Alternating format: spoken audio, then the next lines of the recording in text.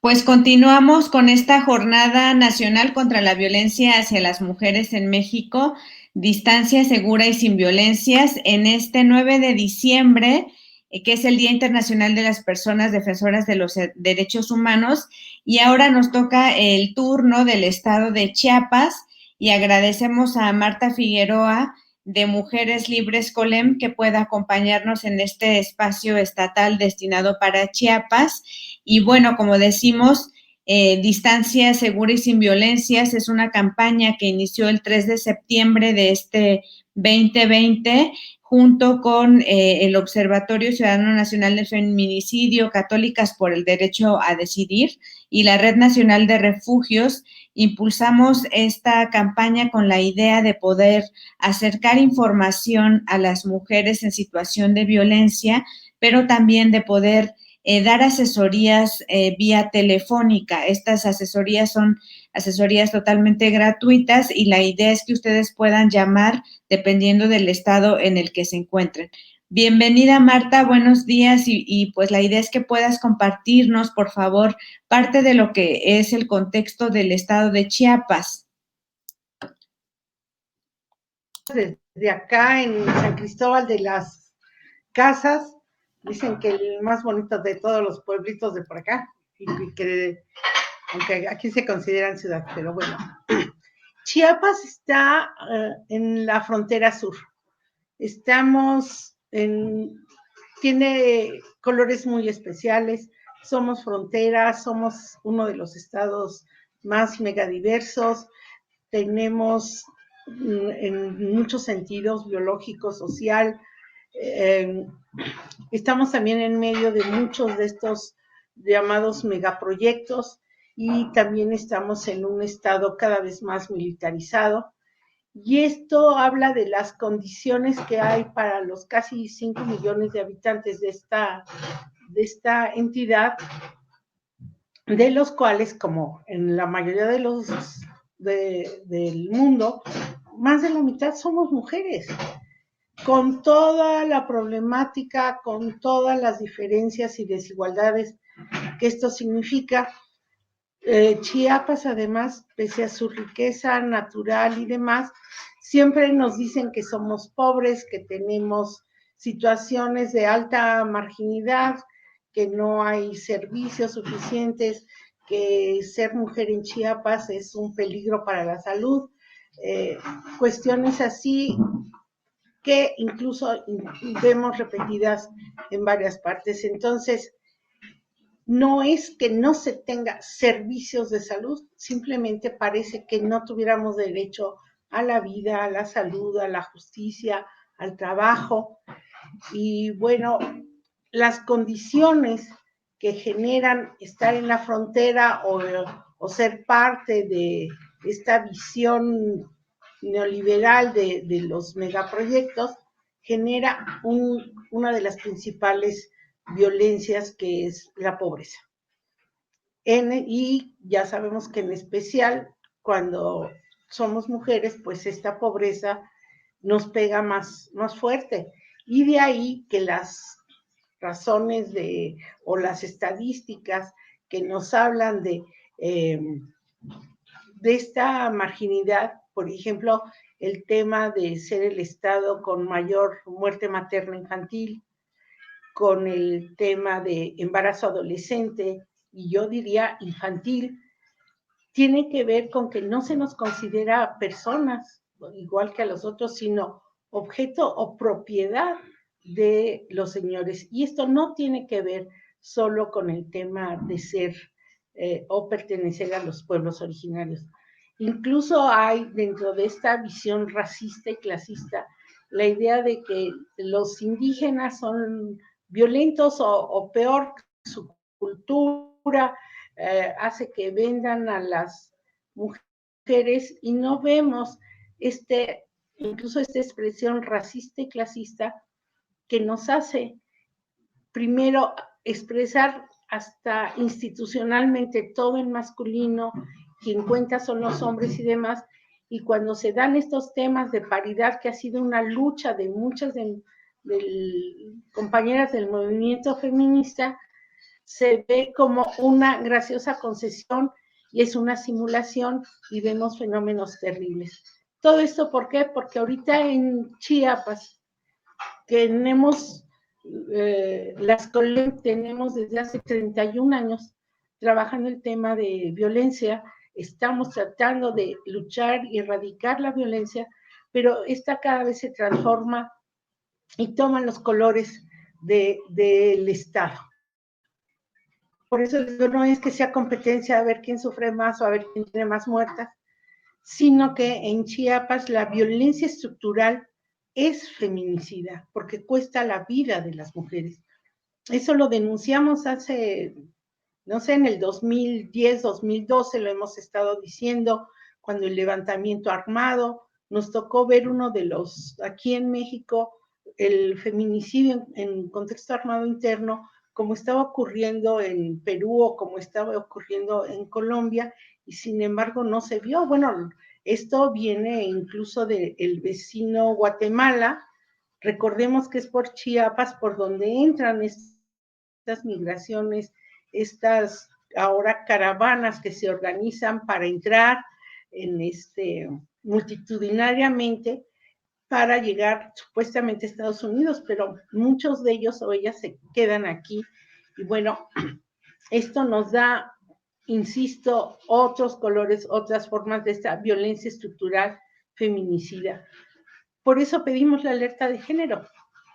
Era solo una de muchas estrategias para denunciar y hacer visible que las mujeres estamos, que esta vida de las mujeres está, que la vida de las mujeres en Chiapas, no importa de qué color o cómo estemos, somos, que somos como un gran tejido, que tenemos muchos colores y formas, pero cada hilo tiene su razón y posición de ser en este tejido social, en este tejido que nos hace y nos da pertenencia e identidad.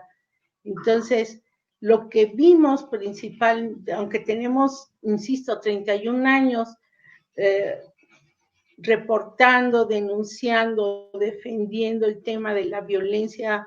Primero fue la sexual y luego vimos que la violencia sexual solo era la punta de un iceberg. Empezamos a denunciar otro tipo, empezaron a llegar denuncias de todo tipo y lo que tenían en común, tanto indígenas como no indígenas, incluso mujeres que venían de otros países, más allá de los de Centroamérica, y las compañeras hacían la diferencia. Es que unas somos extranjeras y otras somos internacionales. Y esto daba diferentes condiciones o formas de vivir la violencia, pero esta cada vez era peor, cada vez había más muertas, cada vez había más mujeres violadas. Ahora está todo el tema de desaparición de jovencitas, que puede ser voluntario o involuntario, pero que entran a esta gran cadena de lo que le llaman crimen organizado o no, y que este crimen, que además está protegido y propiciado por el Estado, usa estas condiciones culturales, estas tradiciones, para aprovecharse y abusar de un grupo que, igual que las mujeres, se le considera minoritario sector, y cuando nos vemos entre nosotras y las otras, vemos que hay una mayoría indígena en este país, que es lo que nos da identidad. Pero, otra vez, insisto, la violencia toma diferentes formas y durante 31 años de trabajo, por ejemplo, captamos que la mayoría de las violaciones ocurren en menores de edad por alguien conocido en su casa, que cuando empezamos desde antes en el 98, 99, empezamos a ver cómo también en Chiapas, en donde se empezaban a instalar las fábricas, se empezaba a dar también esto que entonces llamaban fenómeno del feminicidio, y dijimos, no, pero si muertas siempre hay. Pero ligada a esta situación no lo habíamos visto y empezamos a monitorearlo. Entonces, cuando nos unimos al observatorio, ya teníamos números duros, ya llevábamos casos de mujeres asesinadas por su condición de mujeres y sabíamos de qué tamaño era el problema. Sabíamos que en Chiapas la mayoría de las mujeres son asesinadas por alguien conocido, principalmente por la pareja, y creo que este número se mantiene hasta la fecha, esta proporción que de cada 10 feminicidios, 8 los comete un conocido, y aquí el tema era que se desvalorizaba como crimen pasional, decían. De estos 8 feminicidas, 6 es el novio, pareja o algo, y en otros casos es el padre, el compadre, bueno, hasta el maestro o el sacerdote. Tenemos estos casos, se desestima, no hay justicia, el nivel de impunidad es arrasante, muy doloroso, y también nos dimos cuenta que no importaba si éramos ricas o pobres, indígenas o no, sino que esto se exacerba con otras violencias o en condiciones diferenciadas. El tema de la migración, el tema, por ejemplo, de las vacaciones. Hay un pico de violencia feminicida que incluye la violencia sexual en los meses de abril, agosto y en el periodo este que le llaman Guadalupe Reyes. Es decir, están las mujeres en la casa, pero los agresores también, regresan incluso los que han migrado, y entonces todos los años desde el 2006 hemos monitoreado cómo suben estos números. ¿Qué fue lo que trajo este año de la pandemia? Ya con la alerta solicitada, declarada, litigada, el desprecio, la indiferencia, la simulación, como en muchas ocasiones permite logros, entre comillas, aparentes, pero no dan resultados. ¿Cómo fue que bajó el número de feminicidios en el 2014? La noticia de que Chiapas estaba en alerta dio lugar, o que habíamos pedido una alerta, y por qué, y la documentación generó acciones del gobierno para maquillar las cifras, pero también para abrir espacios de atención. Pero el resto del tiempo, si el número se mantiene relativamente bajo, no evita que suban, pero es porque se empezó a disfrazar y a maquillar estas cifras, incluso estas que salían en el periódico, de accidentes, de suicidios, igual que en el resto del país. Empezamos a pelear por los protocolos, tratábamos de dar atención, y más que nosotras, porque sociedad civil no puede hacer todo el trabajo, pedimos al Estado que generara por ley los mecanismos de atención. Inauguraban, se sacaban la foto y se iban, incluida la comisionada la comisionada nacional que tuvimos, Candelaria Ochoa. Me acuerdo que vino hace 2 años, año y medio, vino, se sacó la foto y se fue, y nos dejó trabajando a las integrantes del GIM. ¿Qué pasó en el 2020? Vino la pandemia, y esto que ya habíamos reportado, que ya habíamos dicho, que los sistemas de salud, educación, trabajo y demás, sobre todo en mujeres rurales, campesinas e indígenas, se estaba descomponiendo muy rápido. Tuvimos hasta una huelga de enfermeras que se volvieron defensoras, como muchas mujeres que son agredidas, no se quedan en calidad de víctimas, toman la iniciativa, se organizan y se vuelven, como muchas madres, hermanas, otras mujeres, nos volvemos defensoras. Las enfermeras fue algo similar, y pudimos documentar embarazos infantiles de 9 años y medio. Y Salud lo consideraba como exitoso. Una cuestión así de choque. Pero, insisto, la pandemia exacerbó toda esta situación y no sabíamos qué hacer. Todos los servicios judiciales, igual que los servicios de salud, malos y de malas, cerraron. Lo poco que había, el camino que ya medio habíamos aprendido de presión y para hacer palanca, se cayó. Todos los casos de los juzgados familiares todos los juzgados familiares cerraron. Ninguno se consideró prioritario o urgente como los juzgados penales o incluso los federales para el tema de los amparos a quienes eran perseguidos o tenían una orden de aprehensión. Y entonces tardamos más de 2 meses en conseguir que abrieran y consideraran como urgente y emergente que los juzgados civiles abrieran para entregar pensión alimenticia y recibir pensión alimenticia. Pero el tema de custodia de menores, que ya estaba mal, se exacerbó. Cualquier padre podía, para evitarse el tema de pensión o aprovecharse como en las contingencias climáticas y demás y hacer vandalización, lo que hicieron estos señores violentos fue vandalizar su propio hogar, generar más violencia y no se consideraba importante. Pero es que los dos tienen derecho a la custodia, no se trata de robo o secuestro de infante.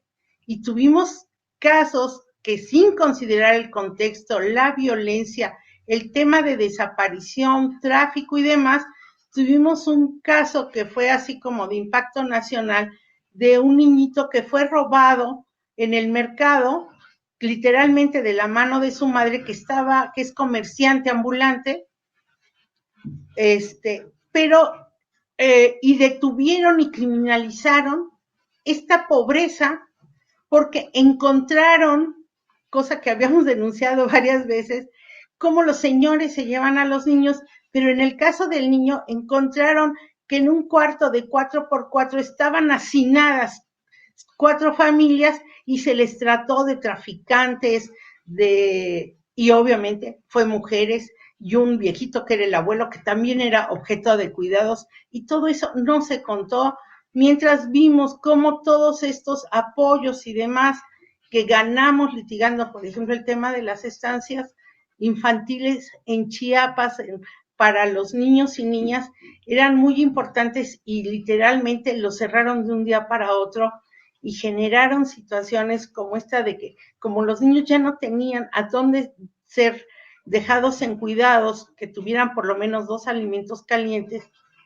ocurría, insisto, lo que ocurría en vacaciones, que los niños y niñas regresaban en enero con parásitos en la cabeza, con lesiones que se cayeron, los golpearon, incluso el tema de niñas que habían sido violadas en su casa y peor aún, niñas muertas. La pandemia exacerbó todo eso. El número de emergencia del 911 ya habíamos comprobado que no funciona, que la reacción es muy tardía. Empezamos a exigir que estos, y sobre todo en los municipios de alerta, funcionaran. Y lo que hicieron fue disminuir el número de los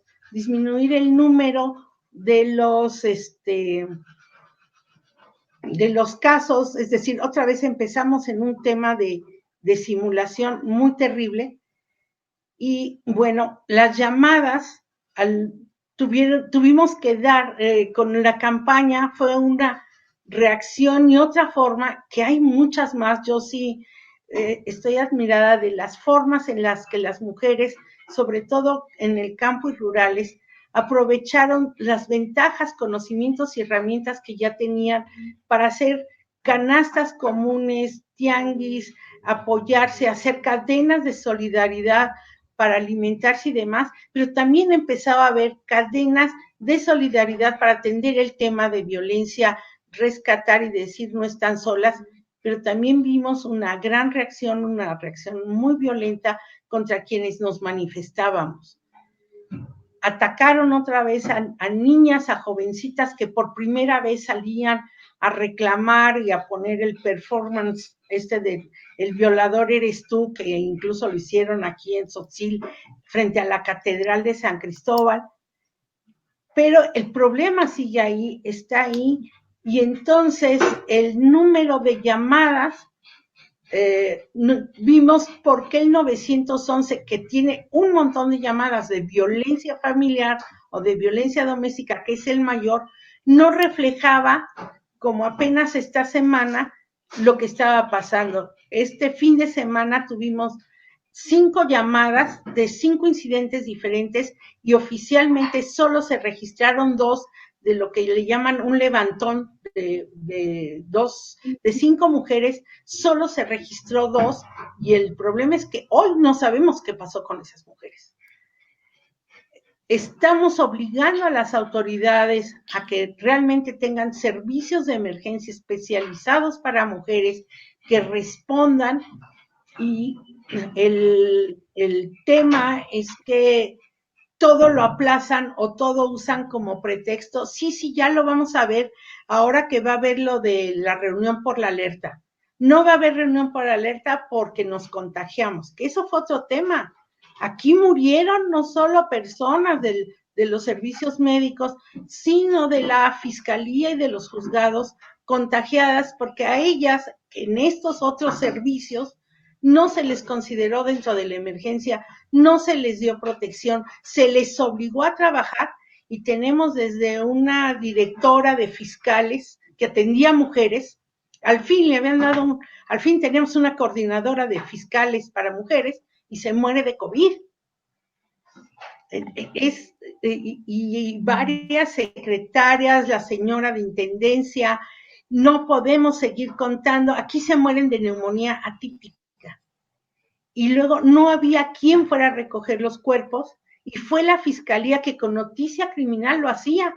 Pero entonces, otra vez estamos como hace 31 años que te tienes que morir para que te hagan caso y además te echan la culpa porque si antes te decían, las violan porque ustedes andan ahí descocadas y en la calle porque andan trabajando, ahora ella tuvo la culpa, ella se mató.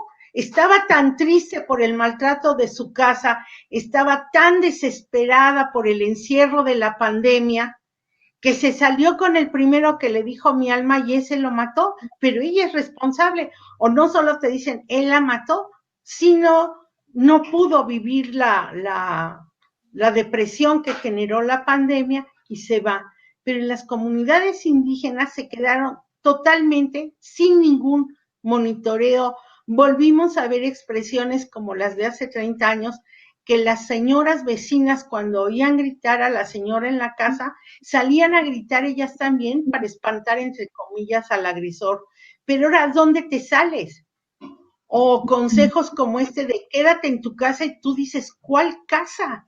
¿Cómo le dices a una niña quédate en tu casa viviendo la fraternidad y disfruta a tu papá y a tu abuelo que te están violando? Sí. Tuvimos el tema de los presos. Sí, Marta, tenemos el tiempo muy justo, como decíamos, pero agradecemos mucho pues todo esto que nos compartes, ¿no? Que es parte del contexto que están viviendo las mujeres en Chiapas. Tocas puntos muy relevantes, ¿no? Como el tema de las vacaciones que comienzan ya, o el periodo decembrino, donde lamentablemente hemos diagnosticado en muchos años, en diferentes momentos, pues que la violencia incrementa. Tocas también el punto de la responsabilidad de las autoridades, ¿no? Que efectivamente es el llamado de no hacer un impasse en esta pandemia porque la violencia no ha parado. Y también los temas que se han tenido que salen o que frotan o que se incrementan más debido a la pandemia, como es la custodia y la pensión alimentaria, ¿no? Entonces, alimenticia. Entonces, el embarazo, las violaciones sexuales, etcétera. Entonces, la idea es que justo nosotras estuvimos proyectando mientras tú dialogabas los contactos de las autoridades. Queremos decirle a las personas que nos escuchan que pueden meterse a la página del Observatorio Ciudadano Nacional del Feminicidio, que es observatoriofeminicidio.mexico.org, encontrarnos también en las redes sociales, y ahí van a encontrar los directorios estatales de Chiapas y de otros en conjunto 17 estados, en donde defensoras de los derechos humanos están brindando la asesoría telefónica gratuita y orientándolas también, porque efectivamente, como dices, Marta, la responsabilidad es de las autoridades y las autoridades tienen que continuar trabajando. Entonces, la idea es que, como decimos, si ustedes se encuentran en Chiapas, puedan marcar ya sea al 96 76 31 56 60 o al 96 71 19 14 87 a Mujeres Libres Colem. Ellas podrán orientarlas, acompañarlas si fuera el caso, o direccionarlas también con las autoridades correspondientes. Vamos a las 11:30 tenemos al estado de Colima, donde también nos van a acompañar, entonces tenemos que cerrar esta charla, pero agradecemos mucho tu tiempo, Marta, las personas que nos escuchan, recordarles que estamos generando esta jornada nacional de 9 de la mañana a 6 más o menos de la tarde. Vamos a estar a lo largo del día, pues entrevistando, platicando con las defensoras, con las asesoras que están participando en esta campaña de distancia segura y sin violencias. No sin antes decirte, Marta, que te mandan saludos desde Altamirano, Tamaulipas. Karen nos dice hola, saludos desde Altamira, Tamaulipas. La señora Irinea Buendía también nos acompaña como siempre, que agradecemos mucho, que nos acompaña de muchas formas, de manera virtual, presencial, en nuestros corazones como siempre. Saludos desde el Estado de México, nuestra compañera desde Quintana Roo, saludos desde la zona maya de Quintana Roo. Un saludo, Graciela, también Graciela Machuca. Y este mensaje que dice: Marta, te adoro, eres fabulosa e incansable. Decimos también desde el observatorio. Pues un abrazo, Marta, estamos hablando, y por favor visiten la página del observatorio para que puedan conocer ahí también los directorios, los números de las autoridades y los números de las defensoras que pueden darles asesoría. Un abrazo, Marta. Gracias, y aquí seguimos, no están solas, juntas nos salvamos, juntas nos organizamos, tenemos que seguir porque la pandemia esta es una nueva realidad y que tenemos que estar muy atentas y reinventarnos, y creo que la creatividad y la sororidad entre nosotras es indispensable, y lo he dicho con las otras compañeras, las redes salvan, y tenemos que seguir dándonos las manos, tenemos que seguir creyendo en nosotras y obligar al Estado a que cumpla a lo que tiene que hacer, y no seguir con este discurso de desprecio y de impunidad, sobre todo en el tema en Chiapas de los conflictos armados y de la militarización, porque el tema, por ejemplo, de la respuesta que se dio, y sí lo quiero decir, perdón que me come el tiempo, el tema de Ernestina Asensio, que se siga sosteniendo como prebenda para los militares del gobierno, cualesquiera que esté en el poder, de que a doña Ernestina, vieja, indígena, despreciada, otra vez, nos abofeteen a todas las mujeres con este mensaje de impunidad para beneficiar a los militares, se me hace un mensaje terriblemente peligroso en este momento. Entonces sí quiero manifestarlo y me despido, y gracias por la sororidad y por estar juntas. Gracias a ti, Marta. Un abrazo hasta Chiapas. Bye.